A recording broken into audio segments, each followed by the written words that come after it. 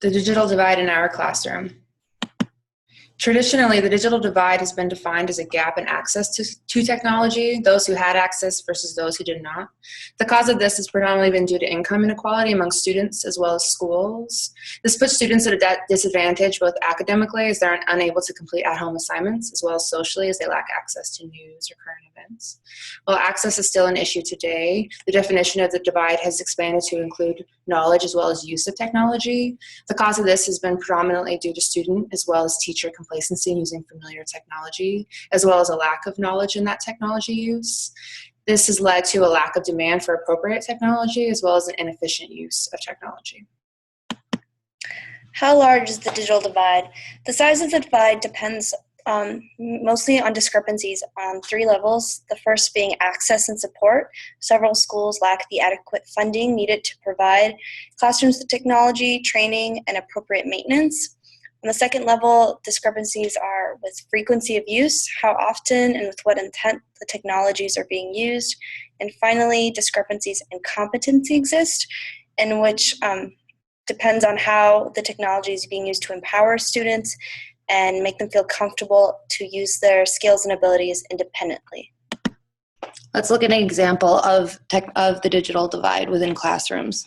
Here we have 2 scenarios where Class A, represented by blue X's, and Class B, represented by red X's, take identical chemistry tests. The classes are from different schools and different districts. In scenario 1, we have the red X's and the blue X's, as in Class A and B, scoring similarly on the chemistry exam with a 15% divide. Scenario 2 shows a much larger divide at 55%, where Class A average score is a 30% and Class B is an average of 85%. What caused these differences or these large discrepancies? Well, in scenario 1, let's say that since they scored similarly on the exam, they prepared in a similar fashion. This could mean that both classes had access to iPads and practiced in class using the application called Molecules. Both classes had equal knowledge, access, and use. Therefore, they produced similar results on the identical chemistry exams. If we look at scenario 2, there is a large divide, meaning that one of the classes did not necessarily have the same access as the other. In this case, it looks like Class A probably had a lower school budget and maybe did not have access to a one-to-one classroom technology.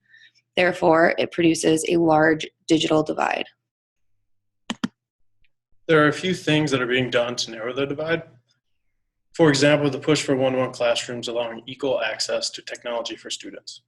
Additionally, allowing before and after school computer labs for students to use technology is a way to gain equal access.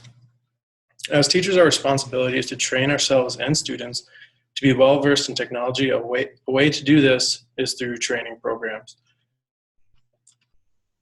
Looking at the more current definition of the digital divide, TPACK, which stands for Technological, Pedagogical, Content Knowledge, is research aimed at the understanding of connections between content, teaching practices, and technology. So this can help determine whether comfort and knowledge with technology is determinant of content that's being taught, or whether the teacher practice is influencing that technology knowledge. Lastly, empowering students to create rather than just view online resources helps student knowledge about technology. How we view the divide as teachers. As teachers, we will play a major role in bridging the digital divide for our students. To reduce the gap and enhance our teaching, we believe it is essential that we provide opportunities for students to utilize technology within our classrooms. We will also take the initiative to educate ourselves on current and new technology as it arises, ensuring that we provide our students with access, as well as the tools necessary to effectively and adequately use the technology. As a science teacher, one way of utilizing or narrowing the digital divide is to incorporate interactive applications to teach lessons versus the traditional 1D drawing. For instance, you could utilize an application called Molecules that allows students to view molecules in a 3D fashion. We could also, in science laboratory experiments, use other applications like Logger Pro on laboratory desktops. They allow students to collect their own data in a precise and accurate way, rather than not having computers and this application to check their data. In that case, they would have to read about past experimental outcomes instead of gaining their own results.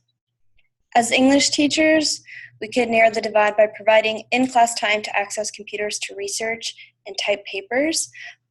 We can also utilize educational apps that aid students in their literary skills. Several apps exist that help with grammar and basic writing. As a math teacher, we can use technology as a supplement for learning. For example, one subject area where technology could impact learning is geometry.